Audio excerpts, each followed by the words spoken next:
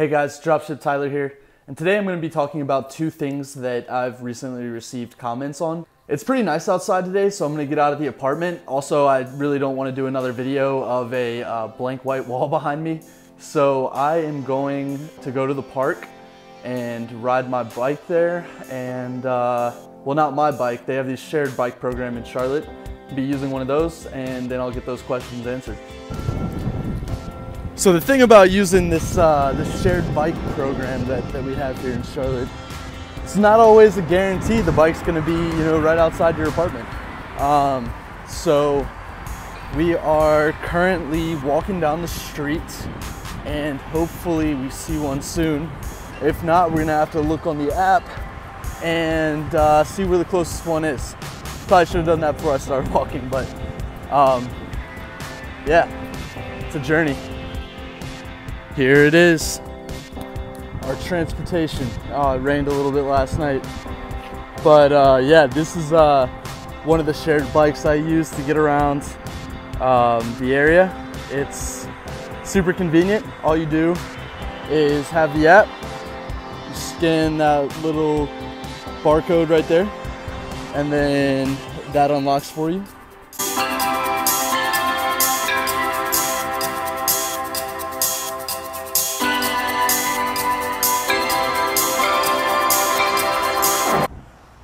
There's a FedEx truck, some of my packages being delivered.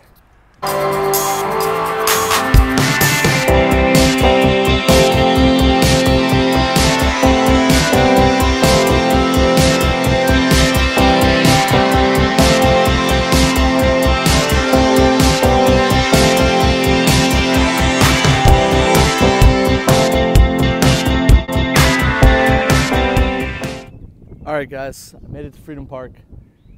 I love coming here. It's a great spot just to walk around the lake, think about eBay dropshipping, what I can improve on. Anyway, we're here to talk about two things. We're here to talk about how I list products on eBay and how to avoid VeRO warnings or VeRO suspensions. So the first, listing products on eBay.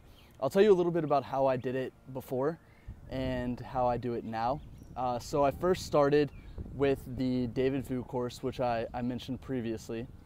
And that method right there is all about optimization, and pricing at a 1.4 markup is the magic number that he gives in his course. And I had success with it. I was making money. This was in January of 2017 to probably March of 2017. So I had success with that.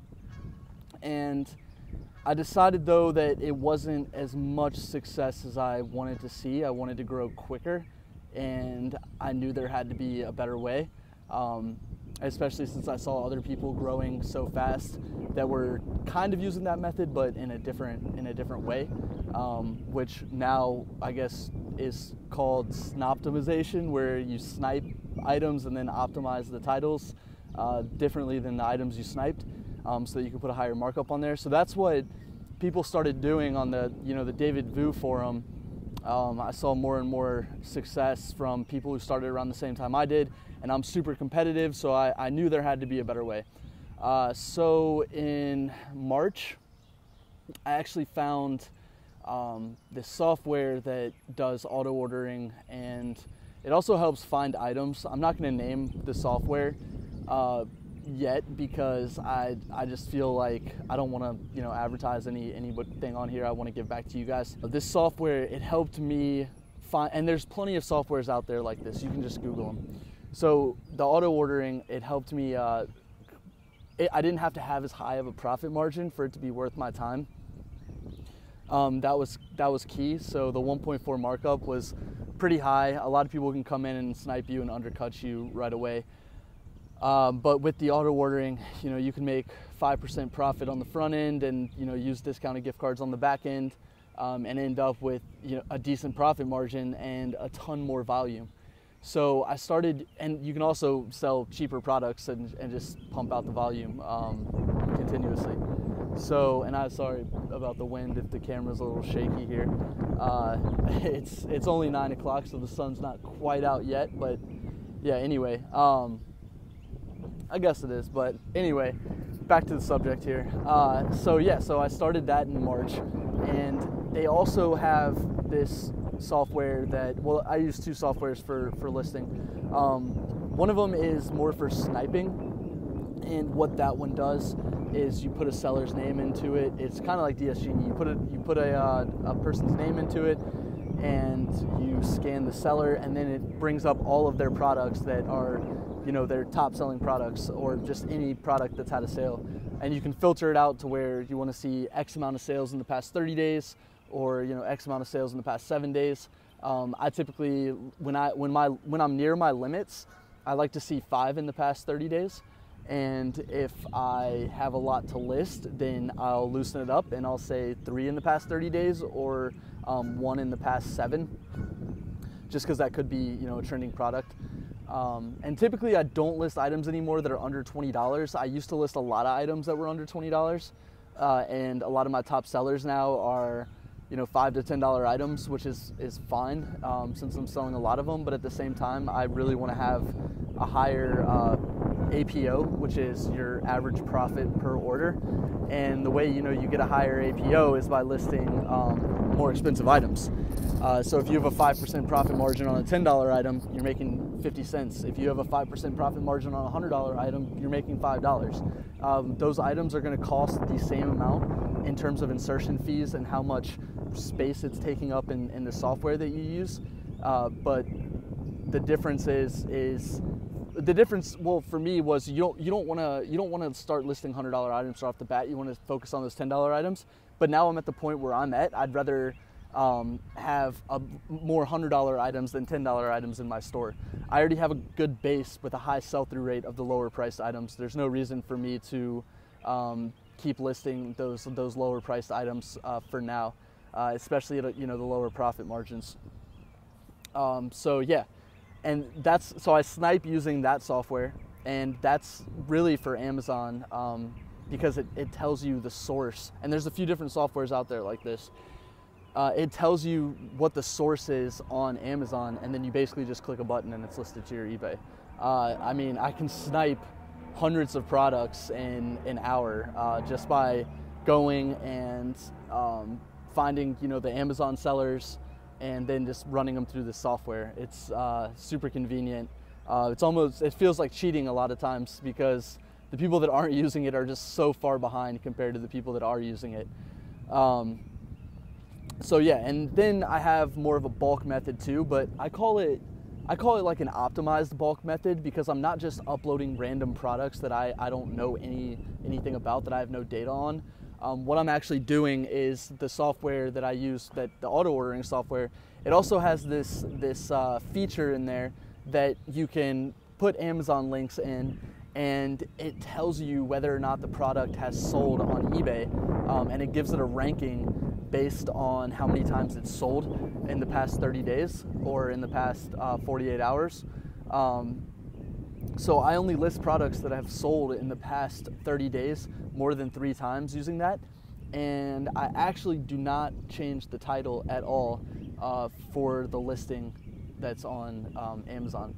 So it will just upload products for me that I know have sold, and it's, like I said, it's more of an optimized bulk method, because you're bulk uploading, but you're doing it in an optimal way. So you actually have your data on it, whereas traditional bulk is more just taking a bunch of links, not really knowing anything about the products, and then just copy and pasting them into a software and hoping that some stuff sticks. Whereas me, I know that other people have already sold these products on eBay before. It gives me a huge edge compared to everybody else. I feel like I'm almost probably giving away too much information, but it's really interesting how quickly I can upload products and that they're still able to get sales. And then, of course, now I guess I'll talk a little bit about the VeRO when it comes to these listings. VeRO stands for Verified Rights Owner. These are people that have filled out the proper forms on eBay, or you know, they've messaged eBay saying, hey, like I have the copyright to this, trademark, this is patented, whatever. So I actually have gotten a 7-day restriction. I've gotten a 1-day, a 3-day, and a 7-day restriction for VeRO, and they were all actually from the same account. And since then, this was about 6 or 7 months ago. And what's interesting is I put in my 2 weeks at work, the job I was working at. I put in my 2 weeks, you know, telling them they knew I was doing eBay, so I was telling them I'm going to go full time on eBay.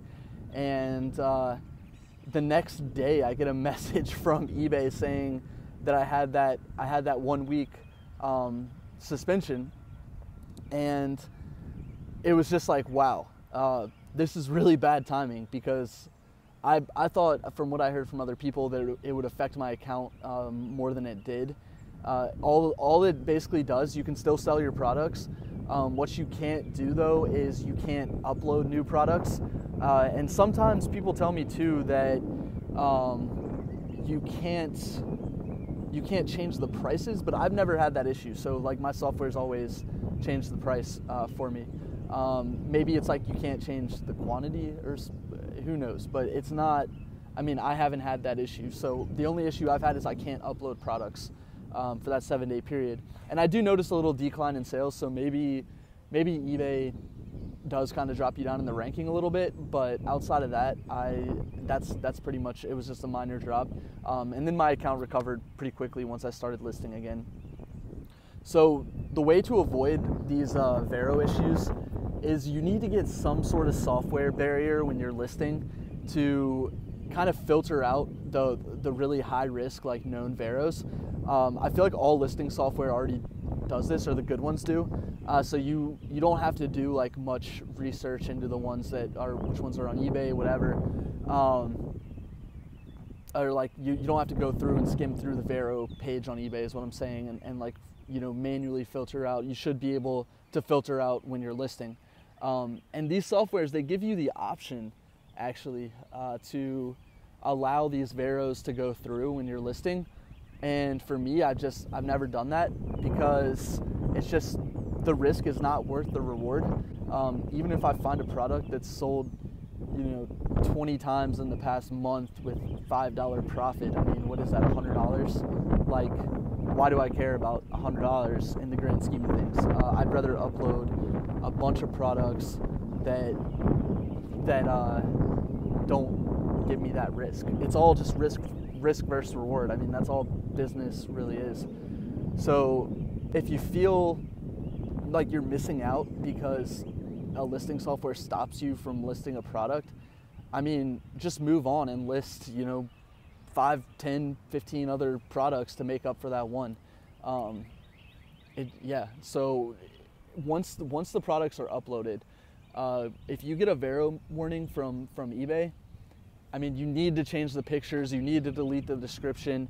What I do is I put none in the description, none in the title, like the word none. Then I put no image available, and then I just remove the listing. And yeah, it's an ongoing struggle, because you're gonna get those calls if you have enough listings. And I mean, I've gotten them, you know, every day for a week, honestly. Every single day I've gotten a call. Not this week, but I'm just saying that's happened before. I've gotten 2 VeRO warnings this week, so they still come. And I think the way to kind of moderate your risk with that is to create multiple accounts. And I don't mean like stealth accounts. I mean just create multiple accounts the right way, you know, like that are linked together, that don't have duplicate products. So for me, I did have 4 accounts. Now I only have 2. I just didn't want to. I have 2 customer service reps right now, so it only made sense that they were logging into each one multiple times a day. But the thing is I would rather just them focus all of their energy on one and grow that one. And my ultimate goal is 150,000 listings plus on each. So, and that's to take advantage of the new enterprise store that's coming out. And I know I'm going to get tons of VeRO warnings when that happens. I just have to act quickly on them. So, yeah, that's it really about, you know, the way I list and VeRO. Sorry this is a longer video, but just, you know, keep doing what you're doing. Stay as active as possible with trying to, you know, limit your risk with the VeRO. You're gonna have suspensions, it's gonna happen. Just do not freak out when it does. Pretty much everybody that I've helped get started on eBay has already had one of these suspensions. So just know it's gonna happen once you grow your store big enough, and it's just part of the business, and just move on. But yeah, if you like this video, just go ahead and subscribe, and leave any comments if you have any questions. I feel like I hit on most stuff, but I'm sure some people will still have some questions, and I'll be happy to answer those. All right, thanks guys.